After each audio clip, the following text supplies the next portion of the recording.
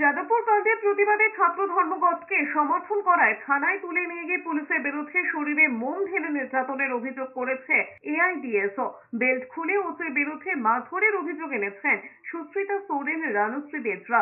সোমবার এসএফআই ছাত্র ধর্মঘটকে সমর্থন জানিয়ে পথে নেমেছিল এসইউসিআই এর ছাত্র সংগঠন এআইডিএসও।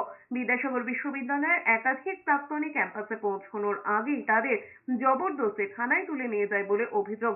মেদিনীপুর মহিলা থানার বিরুদ্ধে ভয়ঙ্কর দমন পীড়নের অভিযোগ এনেছে 3 প্রাক্তনী। পায়ের উপর পুলিশ কর্মীদের দাঁড়াতে বলেন ওসি, এমনকি থানায় খুন করে পুঁতে দেওয়ার হুমকিও দেওয়া হয় বলে অভিযোগ। 23 মার্চ এআইডিএস এর আহ্বানে ছাত্র ধর্মঘটের আমরা ডাক দিয়েছিলাম।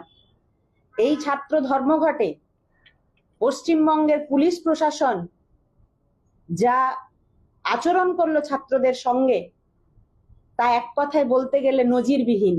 আমি যখন লিখছি আমার নাম অ্যাড্রেস, তখন তারা ওসি বলল যে মোমবাতি নিয়ে আসো।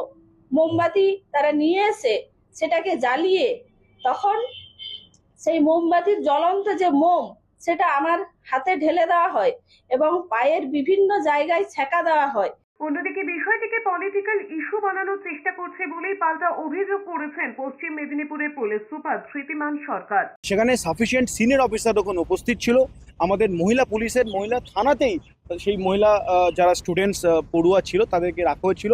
ইভেন আমি বলতে চাই তাদেরকে ওখানে রাত্রেবেলা যেহেতু অনেক রাত্রে ওদেরকে আমরা ওদের ফ্যামিলি বা লয়ারের হাতে ছেড়েছিলাম, তো ওদের যে ইভেন খাওয়া দাওয়ার ব্যবস্থাটা আমরা করেছিলাম। তো আমি জানি না যেটা কেন করছে। আমি আপনাদেরকে এটাও বলবো যে একটা সার্টেন পলিটিক্যাল পার্টি, একটি রাজনৈতিক দল, বামপন্থী একটি দল, সেটি এটাকে চেষ্টা করছে। তাদের জেলার যারা লিডারশিপ আছে তারা এটাকে একটা ইস্যু করার চেষ্টা করছে।